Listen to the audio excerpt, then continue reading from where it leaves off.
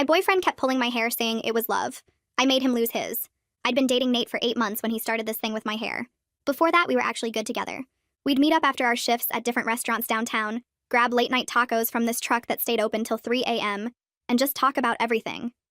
He was funny, had this whole stand-up routine he'd practice on me about working in kitchens, and my friends actually liked him, which was rare. We'd been talking about moving in together, had even looked at a few places near the University District.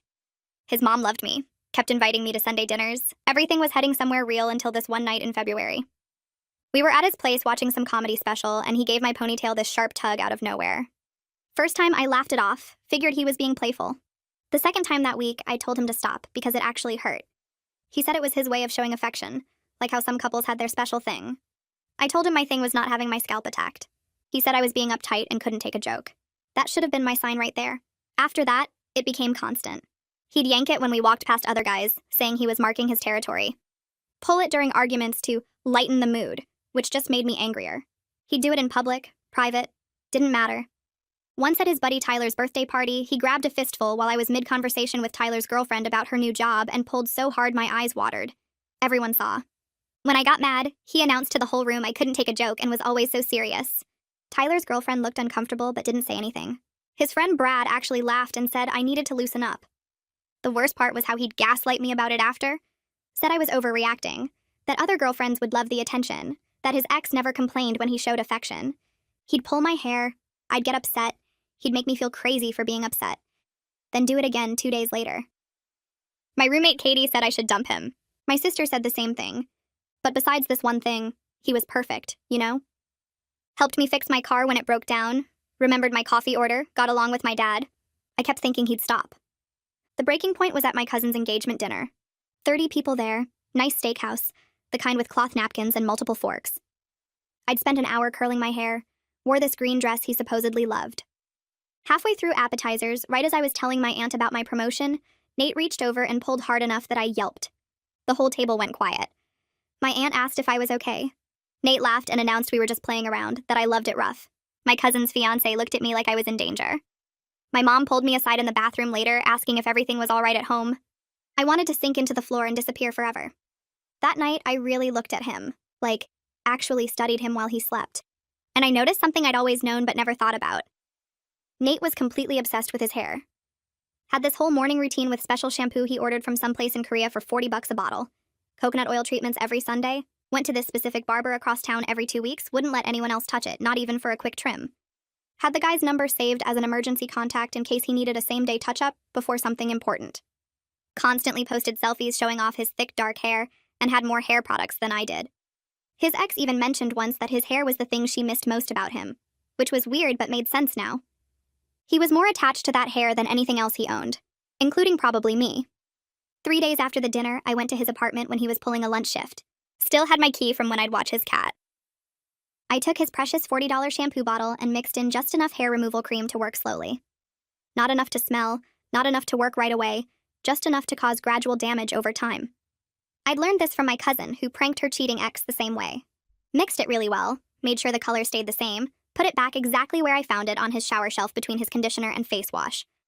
Then I waited and played the perfect girlfriend. Kept my routine normal that first week, showing up at his place like always, staying over 3 nights like we'd been doing since month 4.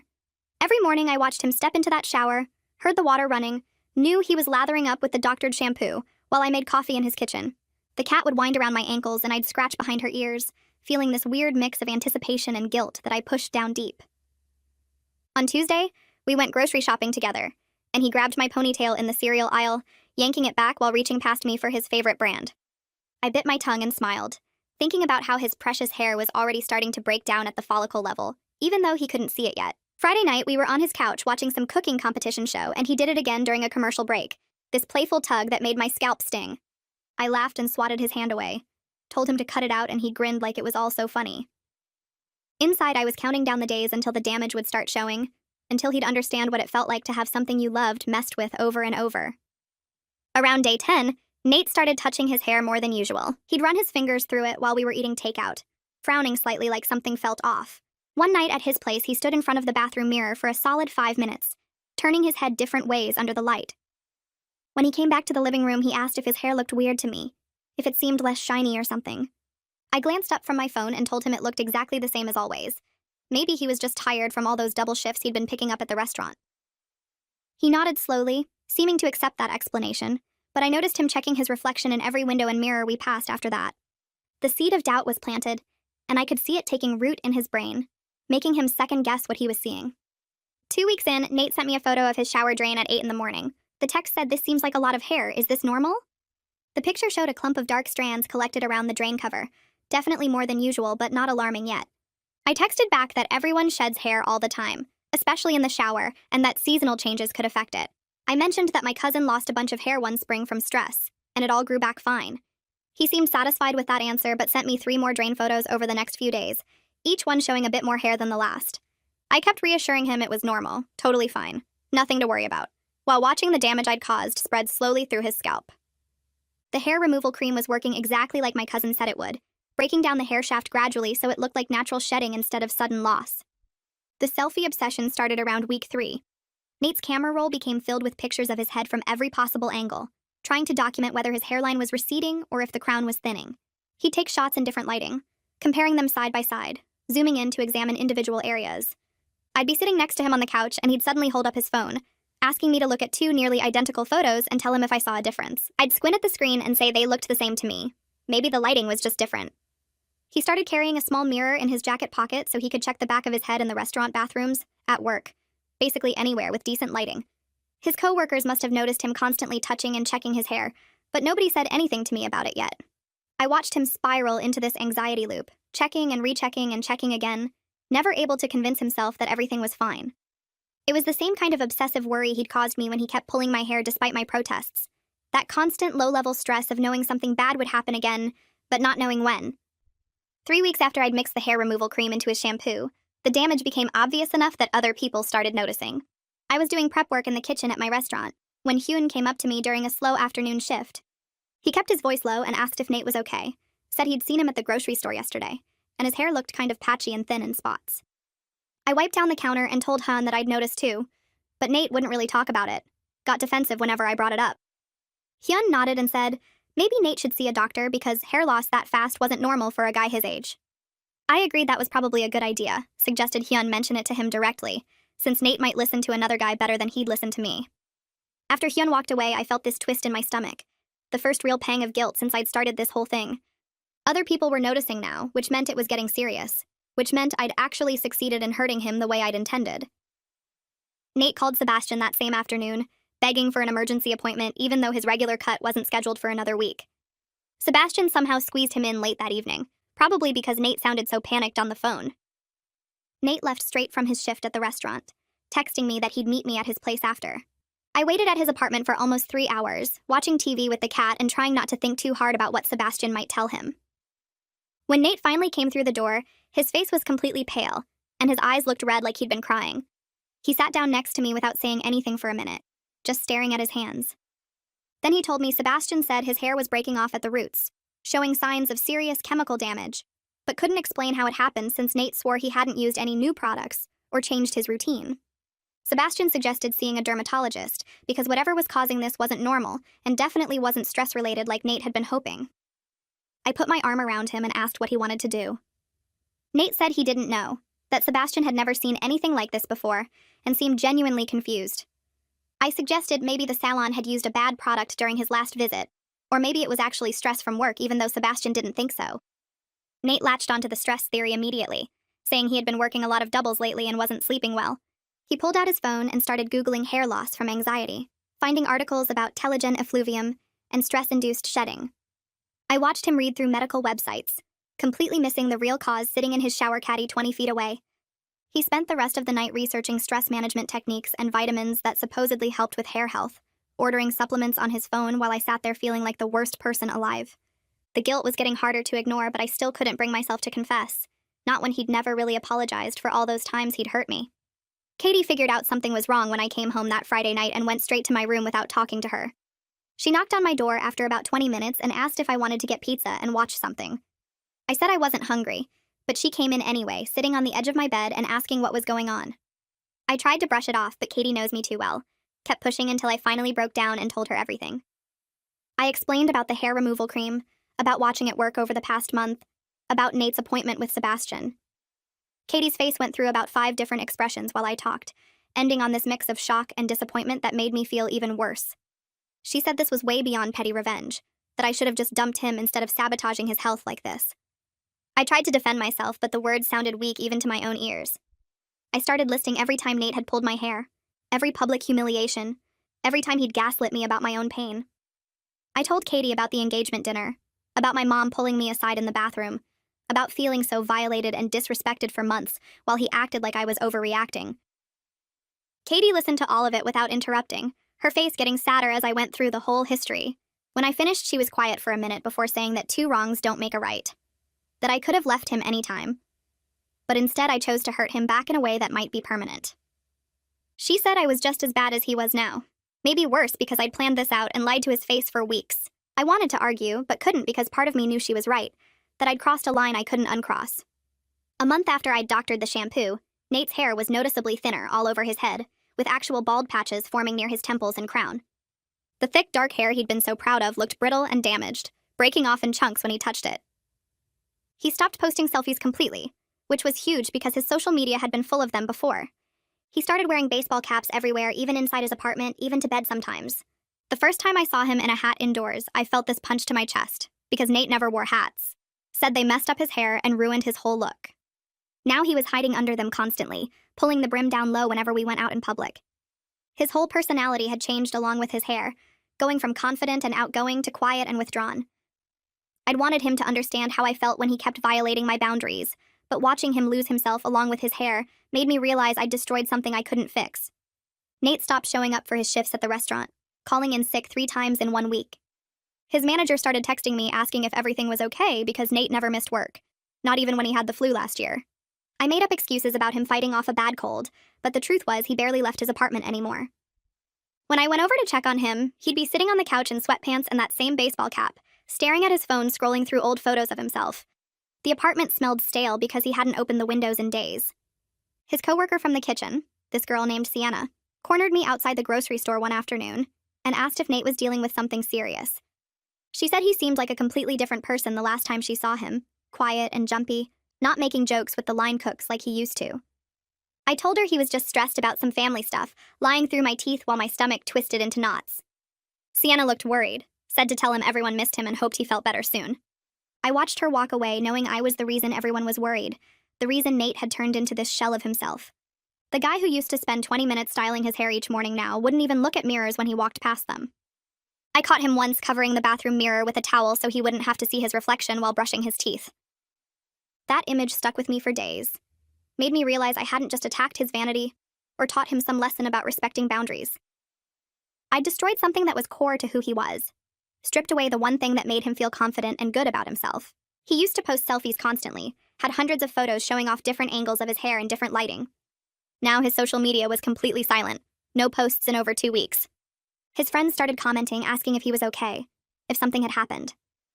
I watched him ignore every single message, just scrolling past them with this dead look in his eyes. The guilt started eating at me in ways I hadn't expected, making it hard to sleep at night. I'd lie awake thinking about how he looked now compared to 2 months ago, how his whole personality had changed along with his appearance. Nate's mom called me on a Thursday evening while I was folding laundry. Her voice sounded worried, said Nate had canceled the last 2 Sunday dinners without explanation, and wouldn't answer when she asked what was wrong. She wanted to know if I'd noticed anything different about him, if maybe he was depressed or having problems at work. I sat there holding my phone, feeling my throat get tight, and told her I thought it was probably just work stress from the busy season at the restaurant. The lie came out smooth and easy, but made me feel sick to my stomach. She asked if I could talk to him, try to get him to open up, said she was really concerned because this wasn't like her son at all. I promised I would and hung up feeling like the absolute worst person on the planet. She trusted me, thought I was good for her son, had no idea I was the entire reason he was falling apart. That night, I went to Nate's place and found him researching hair growth treatments on his laptop. Dozens of tabs open about vitamins and supplements and scalp massage techniques. He looked up when I came in and asked if I thought any of this stuff actually worked. I sat next to him and said maybe he should see a doctor instead of trying to fix it himself. He nodded slowly, said he'd been thinking the same thing but was scared of what they might find. 6 weeks after I'd doctored his shampoo, Nate finally made an appointment with a dermatologist. He asked me to come with him for support, and I said yes, even though sitting in that waiting room made my hands shake. The doctor was this older woman with gray hair who looked at Nate's scalp under a bright light for what felt like forever. She asked questions about his family history, whether anyone else had hair loss problems, if he'd been sick recently, or taking any new medications. Nate answered everything honestly while I sat in the corner chair trying to look supportive and concerned instead of guilty. The doctor ordered blood tests for thyroid problems, autoimmune conditions, hormone levels, and something called alopecia. She said they'd run a full panel to figure out what was causing such dramatic hair loss in someone his age. Nate left that appointment looking hopeful for the first time in weeks, convinced they'd find an answer and fix whatever was wrong. I drove him home in silence, knowing all those tests would come back normal, because there was nothing medically wrong with him. 2 weeks later, the results came back exactly like I knew they would. Everything normal. Nothing that explained why his hair was falling out in patches and breaking off at the roots. The doctor seemed confused during the follow-up appointment, said she'd never seen this pattern of loss without an underlying medical cause. She started asking detailed questions about his hair care routine, what products he used, where he bought them, how often he washed his hair. Nate pulled out his $40 shampoo bottle from his gym bag, the one I'd mixed the hair removal cream into weeks ago, and handed it to her. My heart started pounding so hard I thought everyone in the room could hear it. The doctor said she wanted to send the shampoo to a lab for testing, make sure there wasn't some contamination or bad batch that could cause this kind of damage. Nate agreed immediately, relieved they might finally have an answer. I sat there frozen, realizing I'd never thought about them actually analyzing the shampoo in a lab. Never considered they might find traces of the hair removal cream I'd mixed in. I waited until Nate's next shift at the restaurant, used my key to let myself into his apartment. My hands shook so bad I could barely get the key in the lock. I went straight to his bathroom and grabbed the shampoo bottle from the shower, the one the doctor had already seen and documented. I'd bought an identical bottle 2 days before. Same brand, same size, spent another $40 I didn't really have. I switched them out fast, putting the fresh bottle exactly where the doctored one had been, between his conditioner and face wash on the shower shelf. The cat sat in the bathroom doorway watching me the entire time, her yellow eyes following my every movement like she knew I was doing something wrong. I shoved the contaminated bottle into my purse and got out of there, my heart racing the whole drive home. When I got back to my apartment, I threw the doctored shampoo in a dumpster 3 blocks away, wanted it as far from me as possible. I spent the rest of the day feeling paranoid, convinced somehow they'd still figure out what I'd done even though I'd removed all the evidence. 3 days went by before Nate called to tell me the lab results came back. The shampoo was completely fine, no contamination, no harmful chemicals, nothing that would explain his hair loss. He sounded relieved and devastated at the same time, glad his expensive shampoo wasn't the problem, but completely lost about what was actually causing this. I made supportive noises over the phone while my stomach churned, knowing I'd just gotten away with something but feeling no relief at all. Nate said the dermatologist wanted to try some treatments anyway. Special shampoos and scalp treatments that might help stimulate growth even without knowing the exact cause. He asked if I'd go with him to pick up the prescriptions, and I said, of course, anything to help. We spent 2 hours at the pharmacy and a medical supply store, Nate buying bottles and creams and supplements that cost hundreds of dollars total. I watched him hand over his credit card for the 3rd time and wanted to scream that none of it would work, that I'd already destroyed his hair follicles beyond what any treatment could fix. He was draining his savings account trying to solve a problem I'd created, spending money he'd been setting aside for our potential move into a bigger place together. Every purchase felt like another weight added to the guilt I was already carrying. That night, he showed me his credit card statement, over $3,000 spent in the last month on treatments and doctor visits and special products.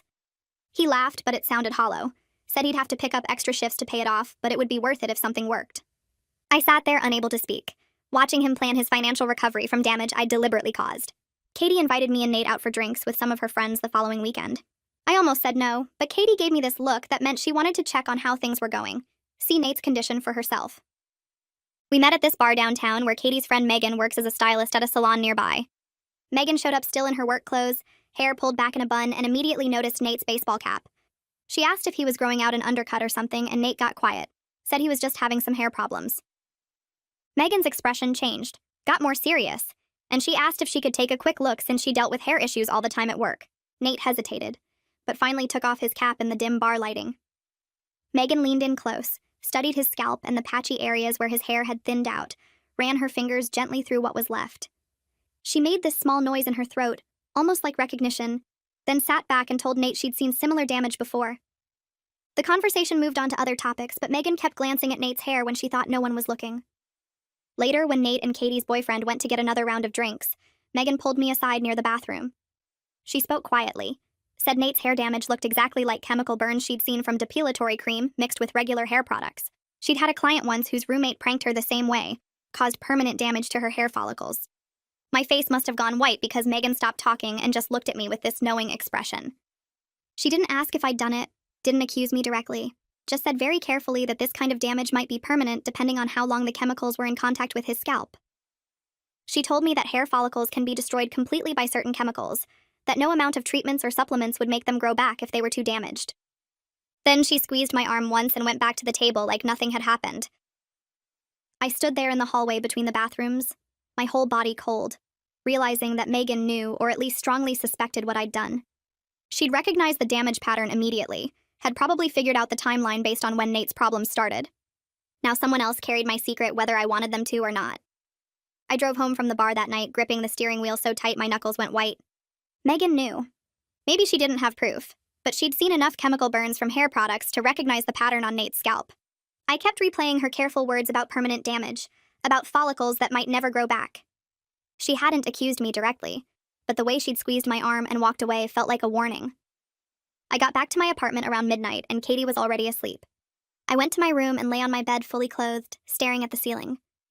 Every time I closed my eyes, I saw Nate's patchy scalp under the dim bar lighting, saw Megan's knowing expression. I'd wanted him to feel what I felt when he pulled my hair in public, wanted him to understand violation and humiliation. But making someone lose their confidence wasn't the same as teaching them respect. I'd just hurt him in a different way, destroyed something he valued because he'd ignored what I valued. Around 3 in the morning, I finally fell asleep and had nightmares about Nate going completely bald, about him finding out what I'd done and showing everyone photos of his ruined hair next to screenshots proving I'd done it on purpose. I woke up sweating at 6 and couldn't fall back asleep. 2 months had passed since I'd mixed that cream into his shampoo. Nate's hair had stopped falling out as dramatically, but what remained looked awful. Thin strands that broke if he touched them too much, patchy areas where his scalp showed through, an overall texture that reminded me of damaged straw. He'd gone from someone who spent 20 minutes styling his thick dark hair every morning to someone who wore baseball caps everywhere and avoided mirrors.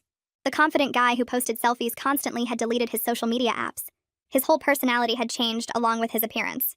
We went to his apartment one evening to watch a movie, and I noticed he'd taken down all the photos from his walls, the ones where his hair looked perfect. He caught me looking at the empty spaces and said he couldn't stand seeing himself that way anymore. I asked if his hair was getting any better, and he shook his head, said the dermatologist told him the damage seemed to have stabilized, but the recovery would be slow. He didn't pull my hair anymore, not once in those 2 months. But it wasn't because he'd learned to respect my boundaries like I'd hoped. He was too depressed to be playful at all. The guy who used to grab me and spin me around when I came through the door now barely looked up when I arrived. He'd stopped making jokes, stopped doing his kitchen stand-up routine, stopped suggesting we go out anywhere. We'd order takeout and eat in silence while some show played that neither of us really watched. His apartment felt heavy, like the air itself was sad. I realized one night while sitting on his couch that I didn't recognize us anymore. This wasn't the relationship I'd been in 4 months ago. We barely talked beyond basic logistics about when we'd see each other next. He barely left his apartment except for work shifts and even those he'd started calling in sick for. I was carrying this massive secret that made my chest feel tight every time I looked at him. The guilt sat in my stomach like a rock, getting heavier each day. I'd thought revenge would make me feel better, would balance things out somehow. Instead, I just felt worse, trapped in this relationship where I had to pretend to be supportive while knowing I'd caused everything he was going through. Katie asked me regularly when I was going to end things and I kept making excuses, said I couldn't dump him while he was already struggling so much. She pointed out that I was the reason he was struggling, which made staying even worse. Brad organized a guys' night the following weekend to try to cheer Nate up. Him and Tyler and a few other friends took Nate out to a sports bar to watch some game. I stayed home hoping maybe being around his friends would help him feel more normal. Brad's roommate Zach texted me around midnight asking if I was still awake. When I said yes, he called me instead of texting back. He sounded uncomfortable, said he needed to tell me something about the guys' night. Apparently Nate had gotten drunk and started crying in the bathroom. Zach had gone to check on him and found him staring at his reflection, talking about how his hair was the one thing he'd always been confident about. Said he'd never been good at sports or particularly smart, but at least he'd had great hair. Now he felt like he had nothing. Zach said it was hard to watch, that Nate seemed really broken. He asked if I knew what was going on with Nate medically, if there was something serious the doctors had found. I lied and said I didn't know, that Nate wouldn't talk to me about it much. Hearing that Nate had cried to his friends about his hair made something crack open inside my chest. I sat on my bed after Zach's call and felt physically sick. I'd wanted Nate to understand how his actions affected me, wanted him to feel as small as I'd felt at that engagement dinner. But instead, I just destroyed him in a different way that had nothing to do with learning or growth. He wasn't thinking about respecting boundaries or considering other people's feelings. He was just sad and broken and obsessing over his appearance the same way I'd obsessed over the pain in my scalp every time he yanked my hair. We'd both just hurt each other and learned nothing. I opened my laptop and started researching hair loss treatments, looking for anything that might reverse chemical damage. Most medical websites said the same thing. If hair follicles were badly burned by chemicals, the damage could be permanent. Some follicles might recover over months or years with expensive treatments, but others would never produce hair again. The only real solution for severe cases was hair transplants, which cost thousands of dollars and required multiple procedures. I found forums where people discussed similar damage from chemical accidents, and the recovery stories were depressing. Years of treatments with minimal improvement. I clicked through page after page, reading about scarred follicles and dead roots, about how some chemicals literally destroyed the cells that made hair grow. By 2 in the morning, I'd learned more about hair biology than I ever wanted to know, and all of it confirmed what Megan had warned me about. I might have permanently destroyed Nate's hair.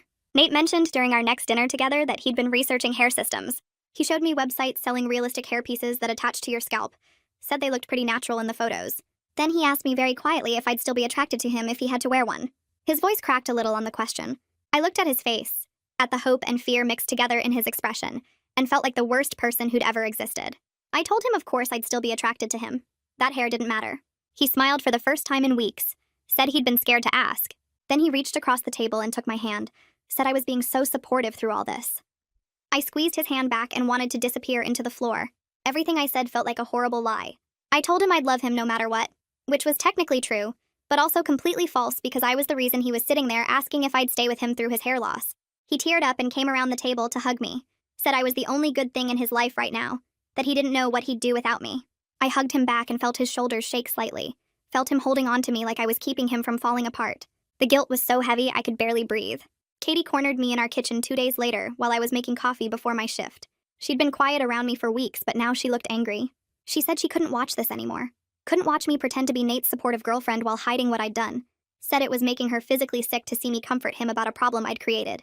I tried to defend myself, said the situation was complicated, that I couldn't just confess now when he was already so fragile. Katie cut me off and said that was exactly why I needed to either confess or break up with him. Watching me lie to his face every day while he thanked me for standing by him was too much. She said if I didn't tell him the truth or end things within 2 weeks, she'd tell him herself. She wasn't going to be part of this anymore. I stared at her and felt panic rising in my throat. I begged her not to say anything, promised I'd figure out how to make this right. She shook her head and said there was no making it right. There was only being honest or continuing to lie. 2 weeks. Then she'd tell him everything. I grabbed her arm before she could leave the kitchen and asked her to please give me more time. Katie pulled away and said she'd already given me months of time while I played supportive girlfriend to someone I'd deliberately hurt. She asked how I could stand there every day watching Nate fall apart and not feel sick about it. I told her I did feel sick about it, that I could barely sleep anymore thinking about what I'd done. She said then I needed to do something about it instead of just feeling bad. I promised her I'd figure out how to make it right within her 2-week deadline. Katie looked at me for a long moment and said she hoped I meant that, because she couldn't keep this secret anymore. It was eating at her too. She walked out of the kitchen and I stood there alone, feeling the walls closing in. That night, I lay in bed thinking about just ending things with Nate and disappearing from his life completely. I could break up with him, move to a different part of the city, block his number, and let him think his hair loss was some random medical thing. He'd never have to know what I did. I'd never have to see the look on his face when he found out. It would be so much easier than confessing. But then I'd spend the rest of my life knowing I'd destroyed someone's confidence and self-image over something I could have just walked away from. I'd know I was the kind of person who hurt people and then ran away instead of facing what I'd done. The thought of carrying that secret forever made me feel hollow inside. 3 days later, Nate got a text from Tyler asking him to be a groomsman in his wedding next spring. Nate stared at his phone for a few minutes, then put it down without responding. I asked if he was going to text back, and he said he didn't know what to say. Tyler's girlfriend reached out to me the next day and said Tyler was really hurt that Nate hadn't responded about the wedding. She asked if everything was okay between them. I said Nate was just dealing with some personal stuff right now. She said Tyler really wanted Nate in the wedding party. They'd been friends since high school. I told her I'd talk to Nate about it. That night, Nate finally texted Tyler back declining the groomsman spot. He said he appreciated being asked, but didn't think he could commit to it right now. Tyler called him immediately asking what was wrong. I could hear Tyler's confused voice through the phone asking if this was about money or time off work. Nate just kept saying he couldn't do it, and eventually Tyler stopped pushing. After he hung up, Nate told me he couldn't stand the thought of being in wedding photos looking like this. He said he didn't want to ruin Tyler's pictures by being the guy with patchy hair in every shot. He'd rather just attend as a regular guest and stay in the background. I watched him explain this and felt my chest get tight knowing I'd taken away even this from him. The following week at work, I noticed Nate talking to our manager in the back office. They were in there for almost 20 minutes. When Nate came out, he looked upset and went straight to the walk-in cooler where he usually went when he needed to be alone. Later, I asked one of the other cooks what that was about. He said the manager had offered Nate a promotion to shift lead, which meant more money but also dealing with customers and training new staff. Nate had turned it down. I found Nate during his break sitting on the milk crates behind the restaurant. He was scrolling through his phone, not really looking at anything. I sat down next to him and asked about the promotion. He said he couldn't take a job where he'd have to be the face of the kitchen, where customers and new hires would be looking at him all the time. He said he could barely handle his current position where he mostly stayed in the back. The thought of being more visible made him anxious. I watched his entire life getting smaller because of what I'd done and wanted to throw up. 2 days later, Nate showed me a credit card statement on his phone. The total was over $3,000. I looked at the list of charges and saw appointment after appointment at different hair loss clinics, consultations with specialists, treatments that promised to restore growth, supplements that cost hundreds of dollars. He said he'd maxed out his card trying to fix whatever was wrong with him. He asked if I thought he should get another credit card to pay for the hair transplant consultation he'd been researching. I stared at that number knowing he was going into serious debt trying to solve a problem I'd created, a problem that could have been solved by me just breaking up with him months ago. He was paying thousands of dollars because I'd chosen revenge instead of walking away. I told him maybe he should wait on the transplant consultation until he knew more about what was causing the hair loss. He said he couldn't wait anymore, that every day it got worse. I nodded and felt like I couldn't breathe. That night, I told Katie I was going to confess everything to Nate. She was washing dishes and stopped with her hands still in the soapy water. She asked if I was really ready to do that. I said I didn't think I'd ever be ready, but I couldn't keep doing this to him. Katie dried her hands and sat down at our kitchen table. She asked if I understood what would happen when I told him. I said I knew he'd hate me. She said it might be more than that what I did could actually be considered assault or poisoning, that Nate might want to press charges. I hadn't thought about legal consequences. She said even if he didn't go to the police, everyone we knew would find out what I'd done. His friends, his family, our coworkers, everyone. I'd be the girl who sabotaged her boyfriend's hair because he annoyed her. That's how the story would get told. I said I knew all that, but I couldn't keep lying to him while he went into debt and turned down opportunities because of something I'd caused. Katie reached across the table and squeezed my hand. She said she was proud of me for finally doing the right thing even though it was going to be awful. I spent the next 3 days trying to write down what I wanted to say to Nate. I filled pages in my notebook with different versions of the confession. Some started with apologies, some started with explanations about the hair pulling, some tried to make him understand how violated I'd felt. But every version sounded wrong. The ones that focused on apologies seemed too defensive, like I was more worried about how I looked than what I'd done to him. The ones that explained the hair pulling first sounded like I was making excuses, like I thought his behavior justified mine. The ones that were just straightforward facts sounded cold and dramatic, like I was confessing to murder. I rewrote it over and over but couldn't find the right words. Finally, I realized there was no good way to tell someone you deliberately destroyed something they loved. There was no version of this conversation that would make me look like anything other than exactly what I was. I texted Nate asking if we could meet at his apartment when we were both off work. He responded right away saying yes and asking if everything was okay. I said I just wanted to talk about some stuff. He sent back 3 texts in a row saying he'd been wanting to talk too, that he'd been thinking a lot about our future, that maybe it was time to seriously look at apartments together again. He said he knew things had been hard lately with his hair situation, but he didn't want that to stop us from moving forward. He sent a link to a 2-bedroom place near the university district that had just been listed. My stomach dropped reading his messages. He thought I wanted to meet to talk about moving in together. He was excited. I put my phone face down on my bed and tried not to cry. The day of our meeting, I got to Nate's apartment first. He'd cleaned up, actually cleaned, which he rarely did. There were fresh flowers on his coffee table, and he'd put out snacks like this was some kind of special occasion. He hugged me when I came in and seemed lighter than he'd been in weeks. He asked if I wanted something to drink, and I said just water. We sat down on his couch, and he immediately pulled out his phone to show me more apartment listings. He'd made a whole folder of places in our price range. I watched him scroll through them, talking about which neighborhoods had the best restaurants, which places allowed cats so we could get one together, how we could split the rent and still save money. His face was more animated than I'd seen it in months. I let him talk for a few minutes because I knew everything was about to change. I finally interrupted him and said I needed to tell him something about his hair. Nate's expression shifted from excited to confused. He put his phone down and asked what I meant. I took a breath and said I knew why his hair was falling out, that it wasn't medical or stress or bad products. I watched his face as I explained what I'd done to his shampoo, How I'd mixed in hair removal cream after the dinner at my cousin's engagement party. How I'd been lying to him for months. His expression went through stages. First confusion, like he didn't understand what I was saying. Then suspicion, like he thought I was making a weird joke. Then horror, as he realized I was serious. He stared at me and asked why I would do this to him. His voice was quiet and shocked. I tried to explain about the hair pulling, about feeling violated every time he did it, about how he never stopped even when I begged him to. But the words coming out of my mouth sounded pathetic compared to what I'd actually done. I'd permanently damaged his body because he wouldn't respect a boundary I could have enforced by just leaving. Nate sat frozen for maybe 30 seconds before the shock turned into something else. His face went red and he stood up fast enough that his phone fell off the couch onto the floor. He started yelling, asking how I could destroy his hair over something as stupid as playful tugging, asking if I was insane, asking what was wrong with me. I yelled back that it wasn't playful when he did it in front of my entire family at that dinner, when he humiliated me in front of 30 people and made my mom think I was in an abusive relationship. He said that was one time and I was being dramatic. I reminded him about Tyler's party and the grocery store, and every single time I asked him to stop and he didn't. He said those were jokes and I was too sensitive. I told him gaslighting me right now wasn't helping his case. Nate paced around his living room, pulling at what was left of his hair, and then stopped to face me. He said if I was that unhappy, I should have just broken up with him instead of sabotaging his body and lying to his face for months. He was right, and I knew it. But I also pointed out that he never stopped pulling my hair even when I begged him to. Even when I cried about it. Even when I explicitly told him it hurt. He said that didn't give me the right to chemically burn his scalp and destroy something he'd spent years taking care of. I said he didn't have the right to physically hurt me over and over while calling it love. He said I could have left at any time. I said he could have stopped at any time. We just kept going in circles with neither of us backing down. We went back and forth for over an hour, listing every way the other person had hurt us. I brought up how he made me feel crazy for having normal boundaries. He brought up how I smiled at him every morning knowing I'd poisoned his shampoo.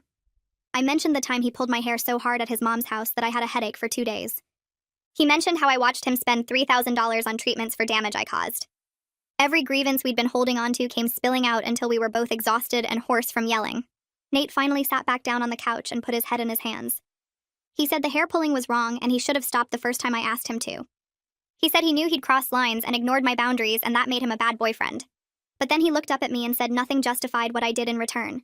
That I'd become just as toxic as he was. Maybe worse because I'd planned it out and executed it over months. Nate stood up and walked to his door. He opened it and told me to get out of his apartment and never contact him again. His voice was quiet now instead of angry, which somehow felt worse. He said he was going to tell everyone we knew what I did, and I deserved whatever social consequences came from that. He said his mom would be devastated, his friends would hate me, and everyone at work would know I was the kind of person who could do something this cruel. I grabbed my purse and walked to the door. I wanted to say something that would make this better, but there was nothing left to say. I'd destroyed his hair, and he'd destroyed my sense of safety in the relationship, and we'd both failed at being decent people to each other. I left Nate's apartment knowing our relationship was completely over, and that I was about to become the villain in everyone's story. Katie was waiting at our place when I got home. She took one look at my face and just hugged me while I cried. I told her everything that happened, and she didn't say I told you so, even though she'd been right about all of it. She just held me on our couch and let me fall apart. I cried for an hour straight thinking about how I'd let myself become someone who would deliberately hurt another person like that. Katie eventually made me tea, and we sat in silence because there was nothing she could say to make me feel less horrible about myself. Over the next week, Nate told his friends and family what I did. His mom called me on Tuesday crying and asking how I could hurt her son like that after she'd welcomed me into their family. I tried to explain about the hair pulling, but she said that didn't matter, that what I did was unforgivable, and she never wanted to see me again. Brad sent me a text calling me a psycho and saying I was lucky Nate wasn't pressing charges. Tyler's girlfriend unfollowed me on all social media without saying anything.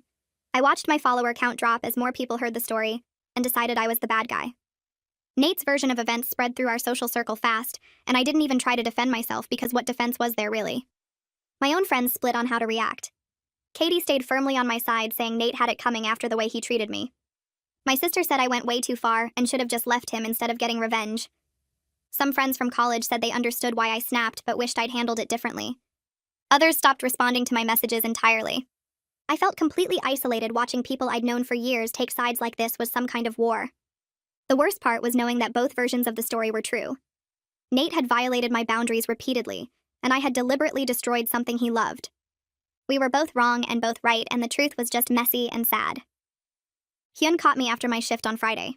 He stayed neutral about the whole situation but told me Celine needed to talk to both me and Nate because the drama was affecting the workplace. Other coworkers had taken sides, and it was creating tension during shifts. Some people wouldn't work the same stations as me anymore. I'd heard through another server that people were avoiding Nate too, asking not to be scheduled with him.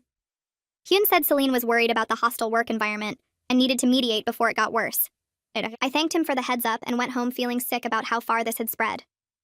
Celine called us both into her office on Monday before the dinner shift.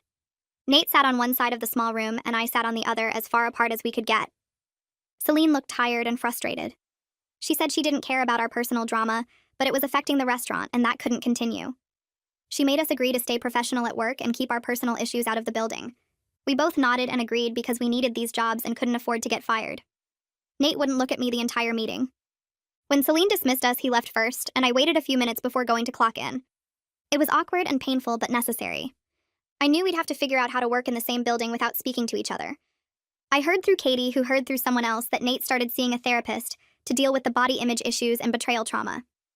Part of me felt guilty that I'd caused damage serious enough that he needed professional help. Another part of me felt relief that he was actually getting help instead of just spiraling. I wondered if he told his therapist about the hair pulling, or if he only talked about what I did to him. I wondered if therapy would help him understand why ignoring someone's boundaries over and over was its own kind of violation. But mostly I just felt sad that we'd both hurt each other, so badly that we needed other people to help us process it. I scheduled my first therapy appointment the week after everything blew up at work. Found someone who specialized in relationship issues and conflict resolution. Figured I needed professional help understanding why I'd chosen revenge over just walking away. The therapist's office was in this older building near the arts district. Lots of plants in the waiting room and soft music playing. Her name was Dr. Anderson, and she had this calm way of asking questions that made me feel less like a terrible person. I told her everything during that first session, the hair pulling and the gaslighting and what I did to his shampoo. She didn't judge me or tell me I was right or wrong, just listened and asked me to think about what I was really angry about. Over the next few weeks, we worked through all of it. How I'd felt violated by someone who claimed to love me. How I'd wanted him to understand that feeling by attacking something he loved. Dr. Anderson helped me see that both things could be true at the same time. That Nate violated my boundaries repeatedly, and I responded by violating his body and trust. She asked me why I stayed so long after the hair pulling started, and I had to admit I kept making excuses because everything else seemed good. That was the hard part, realizing I'd ignored major red flags because I didn't want to admit the relationship was broken. We talked about why revenge felt satisfying in the moment, but didn't actually heal anything, just created new damage for both of us to carry. 3 months after I confessed everything to Nate, I ran into him at the grocery store on a Sunday afternoon. I was grabbing ingredients for dinner and turned the corner into the produce section, and there he was picking through avocados. His hair had grown back some, but it was still thin and patchy in spots, shorter than he used to keep it. He looked up and saw me, and for a second we just stared at each other. Then he nodded once and went back to the avocados like we were strangers who'd made brief eye contact. I grabbed what I needed from a different area and was heading to check out when he appeared in line behind me. We didn't speak until we were both outside in the parking lot and he said my name. I turned around and he looked tired, older somehow. He asked how I was doing and I said I was okay, going to therapy, trying to work through everything. He said that was good, and I asked how his hair was doing. He touched it automatically like he used to and said it was growing back slowly, but different from before. The texture changed in some spots. I told him I was sorry again and he said he knew. We stood there in the parking lot with our grocery bags and all this history between us, and I realized I didn't blame him for being cold. I'd destroyed something he loved, and no amount of apologizing would fix that. Nate mentioned he was moving to a different city for a better job opportunity, some kitchen manager position at a restaurant group in Portland. He said he needed a fresh start somewhere people didn't know about his hair situation or what happened between us. I understood that completely. How staying here meant always running into people who knew the story, always seeing the judgment in their eyes. He'd already given notice at his current job and was packing up his apartment next weekend. I asked when he was leaving and he said 2 weeks, already had movers scheduled and everything. He looked relieved talking about it, like the move represented escape from all this mess we'd created. I told him Portland was supposed to be great for restaurant work, and he nodded but didn't really engage. We were just filling silence at that point, 2 people who used to know everything about each other now struggling for basic small talk. I apologized again for what I did, told Nate I genuinely hoped his hair recovered fully, and that he found happiness in Portland. He looked at me for a long moment and said he was working on forgiving me, but wasn't there yet. Maybe never would be. I said I understood and didn't expect forgiveness, just wanted him to know I recognized how wrong I was. He said he'd been in therapy too, working through the body image stuff and the betrayal, trying to understand his own part in everything. I appreciated him acknowledging that. even though what I did was worse. He said he should have listened when I told him to stop pulling my hair, that he'd been controlling and dismissive of my feelings. We both stood there admitting our failures to each other in a grocery store parking lot, and it felt sad and necessary at the same time. He said he needed to go, and I wished him luck. We didn't hug or shake hands, just went to our separate cars and drove away in different directions. Nate moved to Portland 2 weeks later, and I focused on my own healing and growth. I kept going to therapy every week, working on healthier ways to handle conflict and recognizing red flags in relationships before they escalated. Dr. Anderson had me journal about the relationship, identifying all the moments I should have left instead of staying and hoping things would improve. I wrote pages about the first time he pulled my hair and I laughed it off, about Tyler's birthday party when he humiliated me in front of everyone, about my cousin's engagement dinner when my whole family witnessed it. Each entry made it clearer that I'd ignored so many signs because I was afraid of being alone or admitting I'd chosen wrong. We worked on building better boundaries and learning to leave situations that made me uncomfortable instead of tolerating them until I snapped. I practiced saying no in small ways, turning down extra shifts when I was tired, telling Katie when I needed space. It felt strange at first, prioritizing my own comfort. But Dr. Anderson said that was exactly what I needed to learn. Katie and I had long conversations about the whole situation over the next few months. We'd sit in our living room with tea or sometimes wine and just talk through everything that happened. She admitted she understood why I snapped after months of Nate ignoring my boundaries and making me feel crazy for being upset. She said watching him pull my hair in public and then gaslight me about it made her furious, that she'd wanted to confront him herself multiple times. But she still thought I should have chosen differently. That revenge just made me as toxic as he was. I agreed with her, said I wished I'd just left him instead of destroying his hair. So Katie asked what I would do differently now if I could go back, and I said I'd leave after the first time he pulled my hair and didn't stop when I asked. She said that's growth, recognizing where you went wrong and committing to different choices. We talked about how hard it is to leave relationships even when they're clearly bad, how you convince yourself things will get better. Katie shared her own stories about staying too long with guys who treated her badly, and we bonded over our shared struggles with boundaries and self-respect.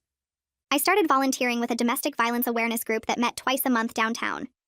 I didn't think what Nate did qualified as domestic violence exactly, but I recognize now how boundary violations could escalate, and how I'd responded in an equally toxic way. The group ran support meetings and educational workshops about healthy relationships and warning signs of abuse.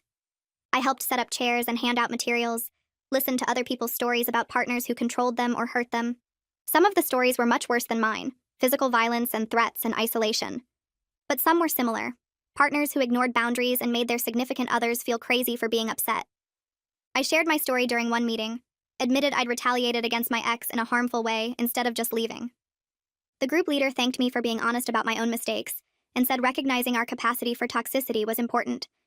Several people came up to me after and said they appreciated my honesty, that it helped them think about their own responses to bad treatment.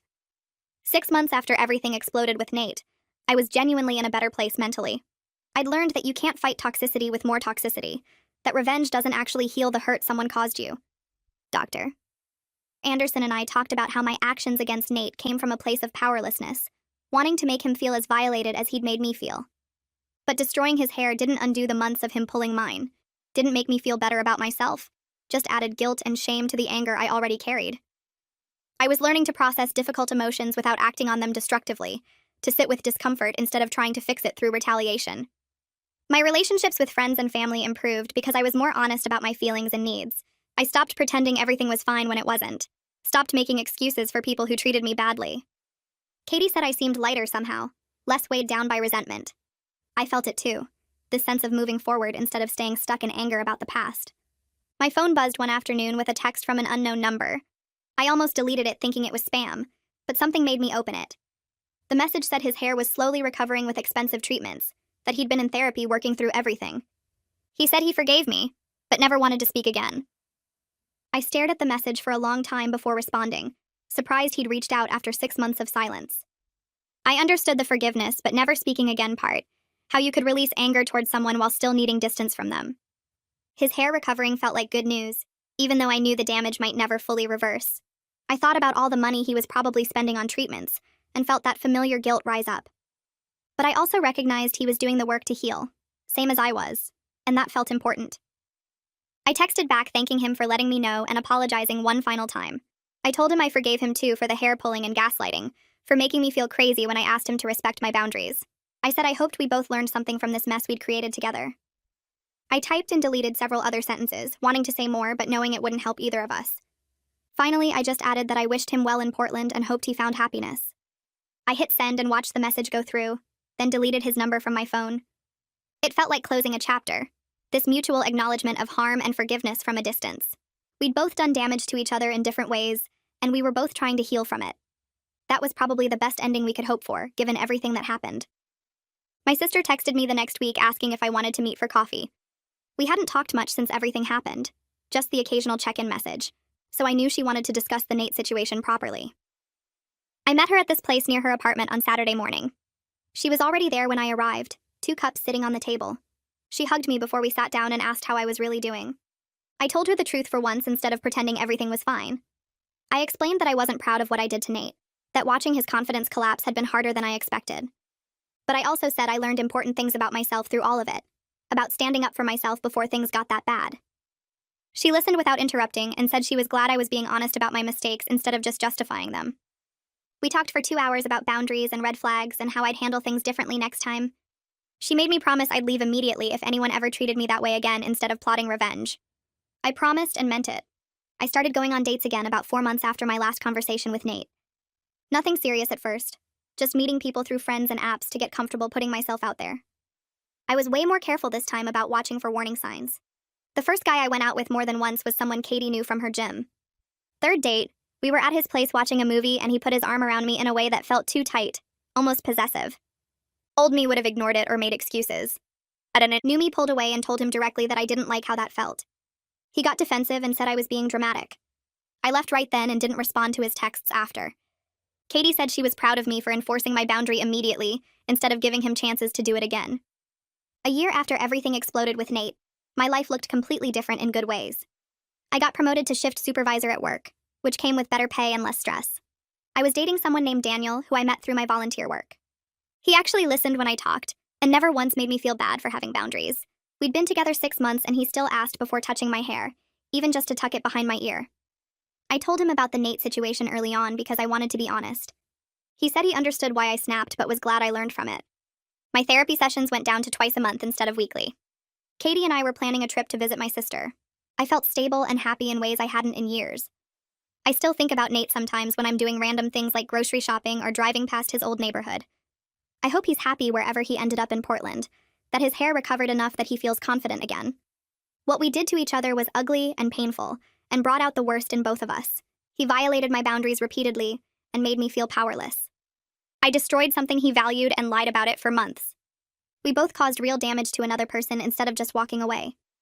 The whole experience taught me that revenge doesn't actually fix the hurt someone caused you, it just creates new hurt for everyone involved.